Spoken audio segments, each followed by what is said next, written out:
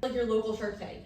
Yes, Shark Tank Vietnam. Oh, cool. Yeah, for 7 years. So now they call Shark Tank Vietnam season 7. That's cool. And my episode won abroad after my trip.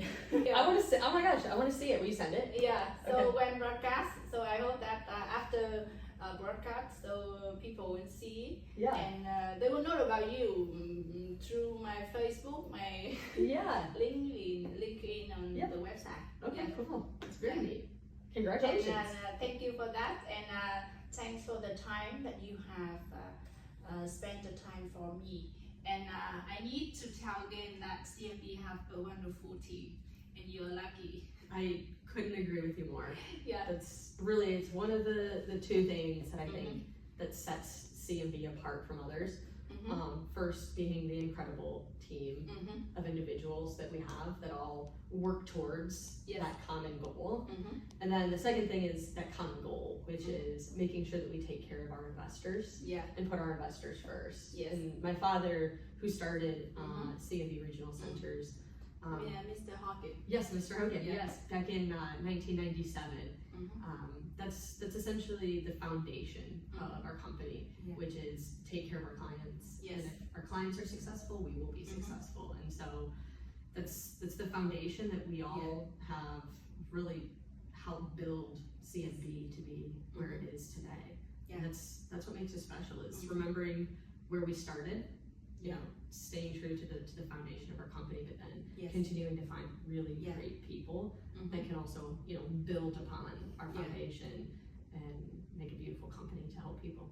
Yeah, because the first touch when I work with CMB is about the people and with the person that I'm working with. Yeah. Yeah. So before start to our audience here, so can you introduce about yourself just a little bit, few questions for the audience can know about you and me again, because normally I know about you through your team in Vietnam and through brochure and papers like so lucky that today we have a real visit. I visit your office and have a real meeting. So can you just a little bit introduce about yourself softly, that we have a personal meet like this? Yeah, absolutely.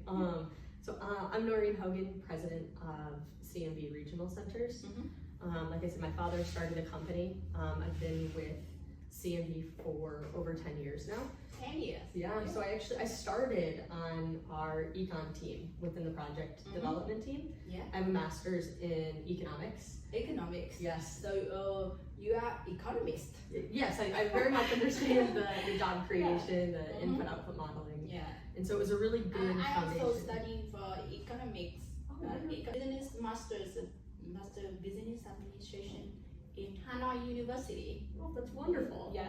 I didn't know we had that in common. Yeah. That's At least great. we have the same language. Exactly. The same language. Yes. That's right. So we are like the backgrounds of the presidents. That's something that's very important that can build up for the foundation of the EB5 program, because creating job is a very important part for the EB5 and successfulness study. Yeah. Exactly. Yeah.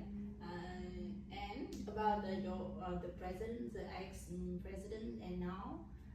So what is maybe your changes or some of the vision that you think that will be about for the EB5 over the world, not only Vietnam market, but China, India, Korean, and other market.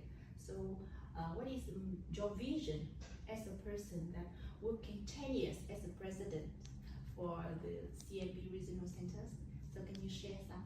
Yeah, and honestly, the vision is pretty simple. We found that being consistent, being transparent, Consistent, transparent, and building upon our successes, but also being forward-looking. So anticipating what's to come. And so, like I said, my father has done an incredible job of creating and building CMB. Yes.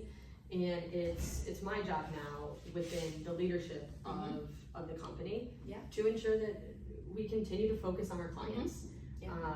You know, one of the things that you'll probably hear is that, you know, a lot of investors want rural projects. Yes. And so, exactly. you know, when you talk about my vision going forward, you know, we knew with the Reform and Integrity Act that there was going to be these set-asides, with rural being 20%, high unemployment being 10%. And, you know, one of the things is CMB, we've only had one rural project. It was very small thus far. We try to underwrite, I can't even tell you how many rural deals because so many have come across our desk, gotten to various points, but we've stuck to our underwriting and we've stuck to, this has to be a perfect project that hits the market. And so while it would be incredible to have rural project after rural project, we have not found the projects that meet our CMB criteria. And so I'll be honest with you, it's difficult to not be in the market at times with a rural project, but it's about the long term. So one of the things that I say to our project team is our decisions today are going to impact how we spend our time in 4 to 5 years. And so if we're making good underwriting decisions, only bringing projects to the market that we're 1,000% confident in, that's going to do not just green card, right, but money back. Yes, it's you can't you can't have just a green card. You need to be focused on both. And so you know, we've stuck to good quality, high unemployment projects. While that might not be the most popular thing in certain markets, we care more about certainty. And so for me, within leadership, leading the company, it's about staying the course, doing what's right today. So that way in 4 and 5 years, we're spending our time celebrating with those limited partners and continuing to have good quality projects, and we're not working on problems. And so that's like, I think, a good example of, you know, post-Reform and Integrity Act, the leadership that I'm bringing to CMB, to the team. with, you know, distractions and, you know, market demands, staying true to course is something that's incredibly important for us as a company.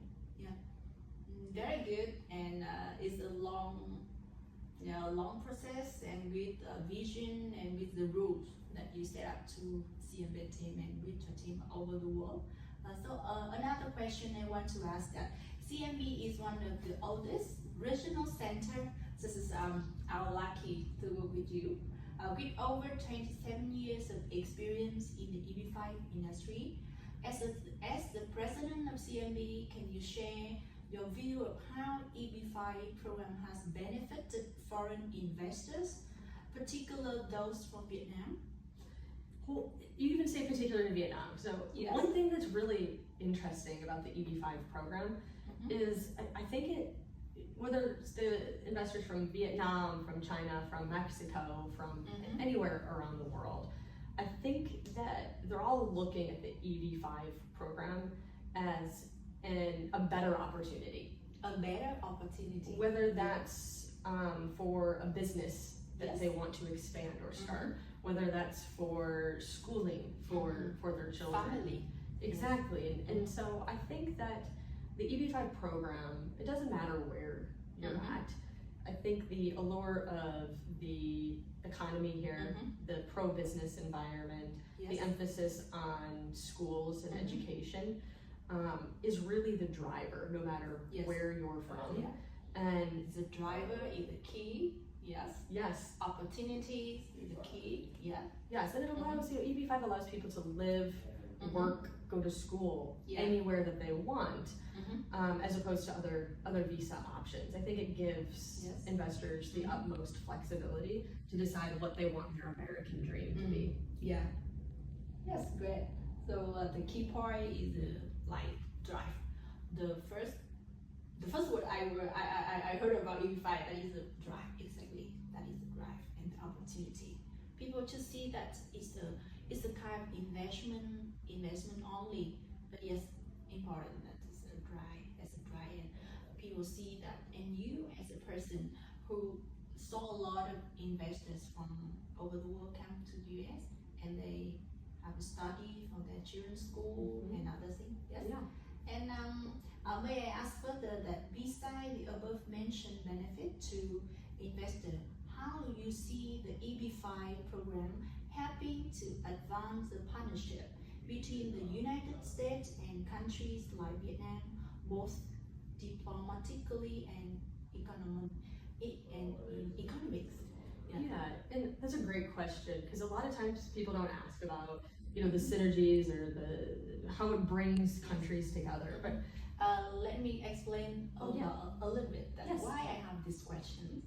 Because when I joined for the TV shows that it broadcasts nationally, yes, and about the government also see, the other agency can see, the other in the industry they will watch and ask that why such a immigration program that can be like publicly like this in a communist society like us. So this is so I think this question, if we're looking for a positive outcome, so the effects of EB5 in Vietnam will be very like strengthens and make it impacts a huge impact. Yes, if in my country the participant understands about the importance and how positive effects can be to the countries, not only for the families as well. Yeah. Yes, and I think from the diplomatic side, I think it's interesting because as you get to know people, right? So you have Vietnamese individuals immigrating to the United States, they acclimate into communities, and you really get to understand culturally and historically where people come from. And I think that when people come together, it only produces positive results. You sit down across the table, you have coffee, you get to know someone, and it brings someone who otherwise would have been a world away in your backyard as your neighbor. And so I think you understand culturally a lot more about Vietnam and where they come from, which is a good thing for our country. And also they go home, people go home. Yes, they tell their families about the United States. And media, there's misconceptions and other things, and I think that sitting down and living in a country and then disseminating the information and the best way to communicate and bring people together. And so I think that diplomatically is good for both countries because we understand each other better. Yes, exactly. That is the thing that both governments trying to make, like embassies, U.S. embassy in Hanoi and in Ho Chi Minh City, they are trying to do. So our job as the facilitator, one of the participants that strengthen the relationship. Yeah. So how about in economics term? Well, I mean, my first answer, right, is how does it benefit? Well, I talked about businesses, and so I think from an economic standpoint, a lot of immigrants that immigrate through the EB5 program, they're entrepreneurs. Yes, they're business women, they're businessmen, and so they open businesses here in the United States. They're expanding a business that they already have in Vietnam, which benefits again both countries. And so I mean, I think economically you can see it everywhere. I mean, that's one of my favorite things is when you sit with investors and you hear about different businesses that they've started, and that's something that also we do a lot of work. I do a lot of work. I'm also vice president of IIUSA, so that is the leading trade organization for regional centers. But we do a lot of work on the Hill because our program has to be authorized, and it's really great to be able to tell those stories of the investors. They not only have to create 10 new American jobs with that investment, but a lot of them are entrepreneurs that are starting their own businesses. They're at home already. Exactly, and so it's these ancillary benefits to the U.S. economy that is important for me as the president of CMB and the vice president of IIUSA to make sure that congresswomen, congressmen, senators understand, because this program is incredibly powerful.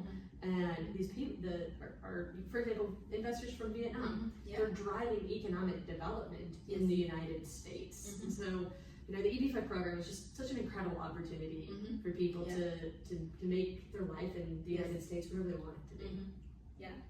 Thank you for that, and I really appreciate that we emphasize one more time about the effects and benefits of the program.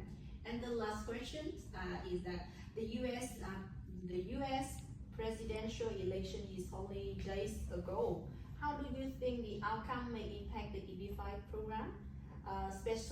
Specifically, what changes may Donald Trump or Kamala Harris bring about the program if elected, and how would investor, regional centers, and project developer be impacted? Okay, so I would like to think I'm going to be an optimist. Glasses half full. I would like to think that no matter who gets elected, whether it's Kamala with the Democrats, Donald Trump with the Republicans, that either side can understand that the EB-5 program is good for America. Yeah. I think that is the foundation. 10 new American jobs have to get created. Yes. It's investment into truly rural, truly high unemployment areas in the United States. It's at no cost to taxpayers. Yeah. It's bringing in smart, driven, entrepreneurial people who are incredibly vetted. Yes. And so I think that overall, the highest level, it shouldn't matter who is elected as our president, because I think that both parties, you know, looking back historically, we've seen good changes come about, whether there's a Republican in the White House or a Democrat in the White House. If you take a look, the Reform and Integrity Act was passed with President Biden in office. But in 2019, the USCIS came out with regulations. That was under the Trump administration. And so, again, I'm going to be an optimist and say that, you know, no matter who gets in, we're going to deal with that party. Yes. And it's not just the president, right? It's really important to look at the House and the Senate, because the Regional Center program has to be reauthorized by Congress. Yes. And we are, under this president, going to have a reauthorization of the EB-5 program, because it expires September 30th of 2027. And so, you know, we can't just focus on who's in the White House, but you have to look at the whole makeup of Congress and then the Senate, because we'll be leveraging both of them to get an extension of the program. And like I said, I'm going to be an optimist and say it doesn't matter. We're going to need them to get a program passed. And I will say, when it comes to the USCIS, the program, the administration, the authority, the governmental agency that oversees our program and administers it, those are appointed positions. And so it will matter. I will say, high level, you know, Democrats are typically more pro-immigration. And so I'd like to hedge it a little bit and say they would both understand the merits and the benefits of the program for the United States, and bringing in really incredible foreign nationals to live their American dream. And so either way, I think our country's in a really, really great place. Thank you. It's very fun and also open the discussion. Thank you for giving me this opportunity to meet with you. Yeah, thank you very much for the sharing and the time. I hope that we will see what we have just discussed will be real, to become real. Yes. Yeah. Look forward to working with you and hopefully our mutual clients. Yes. Okay. Thank you. Yeah. Thank you very much. Thank you. Yeah.